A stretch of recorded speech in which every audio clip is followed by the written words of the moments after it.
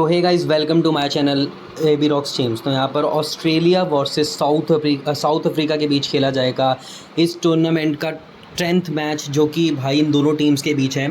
और amazing match जाने वाला है, क्योंकि इस मैच के अंदर हमारे पास खूब रिकॉर्ड है, खूब पिछले रिकॉर्ड है हमारे पास इन दोनों टीम्स के, ऐसी बात नहीं है। तो ऐसा मेरा मानना है कि दोनों टीम्स प्रदर्शन दे सकती हैं बढ़िया। लेकिन मैं आपको अपनी प्रेडिक्शन बताऊंगा और क्या एनालाइज़ किया ये बताएंगे। सबसे पहले चलते हैं, ये मेरा टेलीग्राम चैनल है। आप लोगों ने ही मेरे को बोला था कि वीडियो बनाओ भाई इस मैच के ऊपर, तो मैंने बनाई। तो देखो, आप लोगों को मेरा चैनल पता ही होगा टेलीग्राम, तभी आप मुझे मैसेज कर रहे थे। लेकिन जो लोग पहली बार मेरी वीडियो देख रहे हैं उनको बता दूं कि ये मेरा टेलीग्राम चैनल है। और अगर मैंने एक आधी टीम ओपन दी, भले वो क्रिकेट की हो या भले ही वो फुटबॉल की, तो वो इधर आएगी, क्योंकि कल खूब मैचेज़ हैं। कल ओपन आएगी टीम। इस बार नहीं दे पाया था, लेकिन कल ज़रूर आएगी, मैं वादा करता हूँ। एक क्या दो भेजने की कोशिश करूँगा। आगे से बात करते हैं। तो बात करें अगर हम इस मैच की, देखिए Australia and south Africa. Australia एक ऐसी टीम है जो कि इस वक्त इन फॉर्म नहीं है। अभी पिछला मैच आपने देखा हाल ही में, अब मैच हुआ था हमारा, तो उस मैच के अंदर काफ़ी पिच बड़ी बेकार थी। मतलब वो पिच पूरी स्पिन पिच, क्रैकर्स, ये वो बकवास पिच जिसको मैं कहूँगा। तो उस पिच पे ऑस्ट्रेलिया ने 199 रन बनाए, जिसमें चेज़ आसानी से नहीं हुए। कोहली एंड केएल राहुल की वजह से चेज़ हुआ, ऐसे मैं झूठ नहीं कहूँगा, ठीक है। वो तो चेज़ हो गया, नहीं तो ऑस्ट्रेलिया ने वहाँ का जो नॉर्मल टारगेट है उस पिच का, वो था 220। लेकिन इस मैच में ऑस्ट्रेलिया अगर पहले बैटिंग करती है तो मिनिमम टू मिनिमम ये लखनऊ की पिच है। एक्चुअली ये बहुत बैलेंस पिच है। यहाँ पर अगर खिलाड़ी आउट होगा तो अपनी गलती से होगा। ये एक ऐसी पिच है जहाँ पे शुरुआत में विकेट जाती है, एक आधी शुरुआत में विकेट जरूर जाएगी, भले वो अपनी गलती हो ना हो, क्योंकि शुरू में बॉल यहाँ पे स्विंग होती है लखनऊ में। सेकंड बात क्या है कि लखनऊ का पिच बिहेवियर कोई समझ नहीं पाया। एक्चुअली कभी ये पिच बैटिंग होती, कभी 50% बॉलिंग, कभी 50% बैटिंग। और ओडीआई तो इन दोनों टीम्स के बीच, मतलब अभी एक सीरीज़ हुई थी वो सीरीज़ हुई थी साउथ अफ्रीका में, जो सेंचुरियन गार्डन है इनका, सेंचुरियन स्टेडियम साउथ अफ्रीका में। वहाँ पर साउथ अफ्रीका ने 400 से ऊपर रन मारे थे, और इंडिया में आके भी लंका को 400 से ऊपर रन मार चुकी है, वो भी न्यू दिल्ली में। तो ऐसा है कि साउथ अफ्रीका पूरी फॉर्म में है। जो एक्सपेक्ट नहीं कर रहे साउथ अफ्रीका से, वो लोग भी अब एक्सपेक्ट करेंगे। ऑस्ट्रेलिया से तो भाई मैं एक्सपेक्ट कुछ नहीं कर रहा, क्योंकि ऑस्ट्रेलिया मेरे को एक बेकार टीम दिखाई दे रही है इस सीज़न के लिए। क्योंकि जैसे कि टीम अच्छी है, अब नैथन एलिस नहीं है, मतलब मेरा ऐसा मानना है, एक्सपीरियंस तो होना चाहिए, लेकिन कुछ यंगस्टर्स भी होने चाहिए, मेरा ऐसा मानना है। एक्सपीरियंस अपनी जगह, यंगस्टर्स अपनी जगह। बाकी ऑस्ट्रेलिया टीम, जहाँ तक मुझे शक है कि इस मैच के अंदर कोशिश करेगी एक अच्छा टारगेट देने की, बट मेरे को ऐसा लगता है टारगेट देना ही खाली नहीं, बॉलिंग और अच्छी होनी चाहिए बीच में। बाकी मैं बात करूँ विकेट कीपिंग की, देखिए क्विंटन डिकॉक एक ओपनर है, पिछले मैच में हमारा कैप्टन था, 100 रन बनाए, बेचारा पूरे 100 पे आउट हो गया। लेकिन इस साल सबसे ज़्यादा सेंचुरीज आ रही हैं एक एक मैच में। इस बार अनगिनत 3-3 4-4 खिलाड़ी सेंचुरी मार के जा रहे हैं ओडीआई में, वरना ऐसा ओडीआई भाई साहब नसीब वालों को मिलता है, नहीं तो विकेटों में विकेटें गिरती देखी हैं भाई मैंने तो मेरा ऐसा मानना है कि इस सीज़न अच्छा जाएगा। और डिकॉक की जैसे पहले मैच में सेंचुरी लगी सिर्फ 84 गेंदों पे, तो एक ओडीआई की नज़र से देखा जाए, एक ओडीआई मैच की नज़र से तो बहुत अच्छा खेला, तो मैं इसको लूँगा। और क्लासन की बात करें, देखो भाई क्लासन की मैं बाद में करूँगा, पहले सुनो। बैटिंग सेक्शन पे आते हैं, तो बैटिंग सेक्शन के अंदर जैसे कि ना, मैं आरवेंडर डुसन को लूँगा, मैं पक्का लूँगा, क्योंकि डुसन ने लास्ट मैच में एक बार मेरे को तो हिला डाला था। मतलब 108 रन, 13 चौके, 2 छक्के, भाई साहब जो एक बेस्ट क्लास प्लेयर को खेलना चाहिए, वो इस खिलाड़ी ने पिछले मैच पे गेम खेली थी। इसके बाद हैंड्रिक्स आ नहीं रहा, जानेमन एक खिलाड़ी था इनका, जानेमन मलान, वो इस सीज़न है नहीं, वरना मैं उसको लेता, क्योंकि मेरे को टैम्बा बुवुमा बेकार लगता है यार। इसको मैं जब लेता हूँ धोखा मिलता है। पिछले मैच में बैटिंग पिच पे उड़ गया 8 रन पे यार, बैटिंग पिच पे। एक्चुअली हाइट के कारण शायद दिक्कत होगी, क्योंकि बाउंस मिल जाएगा और लखनऊ में मिलेगा पक्का शुरुआत में। तो मुझे नहीं लगता कि बबूमा अगर शुरू के 10 ओवर निकाल गया तो सेंचुरी की बात करो, बाकी शुरू के 10 ओवर मुझे नहीं लगता निकाल पाएगा। निकाल गया तो कंफर्म सेंचुरी होगी, नहीं निकलेंगे बाकी 90% चांस है कि ऐसा होगा नहीं, तो इसलिए मैं तेम्बा को नहीं ले रहा। आगे से बात करें, देखिए एडन मार्करम पिछले मैच में वाइस कैप्टन था, और 106 रन बनाए सिर्फ 54 गेंदों पे। भाई मतलब 200 की स्ट्राइक रेट से मारा होगा इस बंदे ने भाई, मतलब मैक्सिमम स्ट्राइक रेट, और फास्टेस्ट सेंचुरी मारी है इस बंदे ने आईसीसी वर्ल्ड कप में, तो मैं मान गया इस खिलाड़ी को।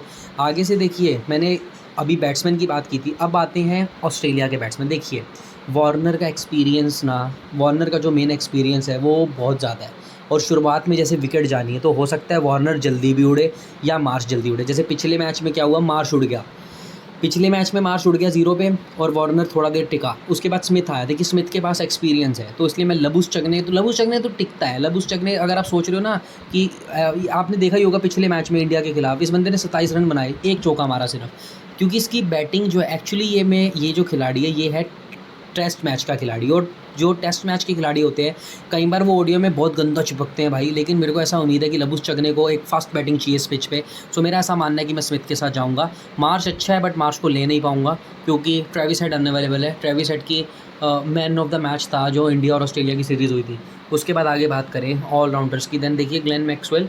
आई डोंट नो कि कैसा बिहेव करेगी ये पिच, क्योंकि ये पिच सुनने में आ रहा है शुरुआत में विकेट जाएगी, बीच में विकेट जा सकती है, लेकिन अगर मैक्सवेल ने मैक्सिमम ओवर किए तो।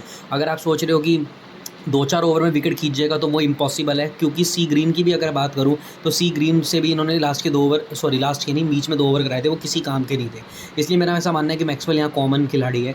आगे से देखिए बॉलिंग सेक्शन की बात करें तो मैं हैज़लवुड को ज़रूर लेता हूँ। और साउथ अफ्रीका को स्पिन इतनी दिक्कत नहीं करती। आपको पता है कि जो साउथ अफ्रीका की पिच है ना, वो मैक्सिमम इंडिया जैसा बिहेव करती है, मतलब जैसा इंडिया में होगा।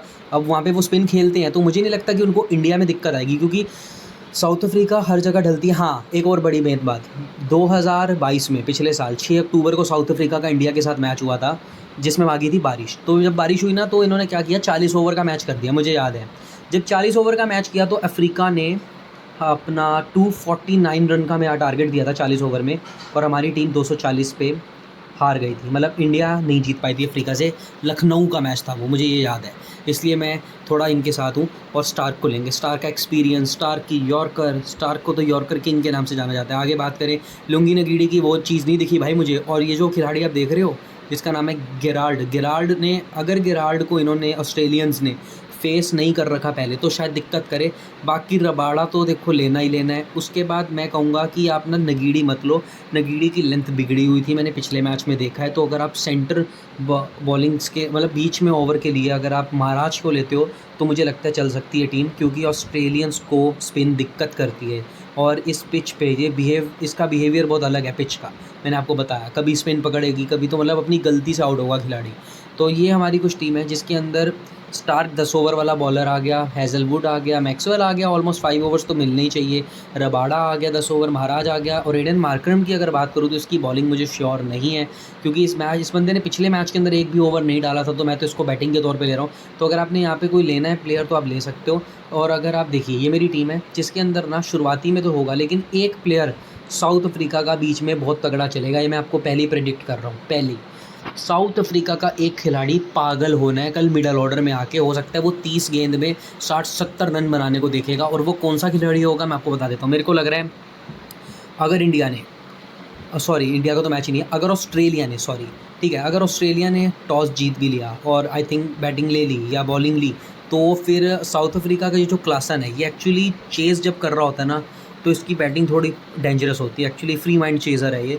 तो मैंने ये चीज़ देखी है। अगर साउथ अफ्रीका की बाद में बैटिंग आती है तो मैं क्लासन को लूँगा, पहले बैटिंग आती है तो मैं डेविड मिलर को लूँगा। डेविड मिलर भी सन की है भाई, सब पागलों की तरह मारते हैं।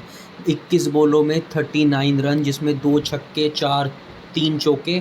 उसके बाद मैंने क्लासन ले रखा था। इस बंदे का फ़ायदा है, क्लासन का फ़ायदा ये विकेट कीपिंग से पॉइंट देगा। पिछले मैच में 20 गेंद में 32 रन बना दिए थे। तो देखो मेरा पूरा ध्यान क्लासन की तरफ है, मैं क्लासन के साथ जाऊंगा। और हाँ, बात रही अब साउथ अफ्रीकन बॉलर्स की, तो मैं एक बॉलर साउथ अफ्रीका का ज़रूर लेना है आपने।